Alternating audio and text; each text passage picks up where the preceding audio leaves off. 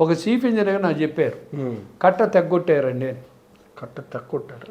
నాకు ఉన్న ఇన్ఫర్మేషను ఆ 3 గనులు అక్కడ గనులు కొట్టారు కదా, ఆ గనులకి ఆ గ్రామాల వాళ్ళు కొట్టారు.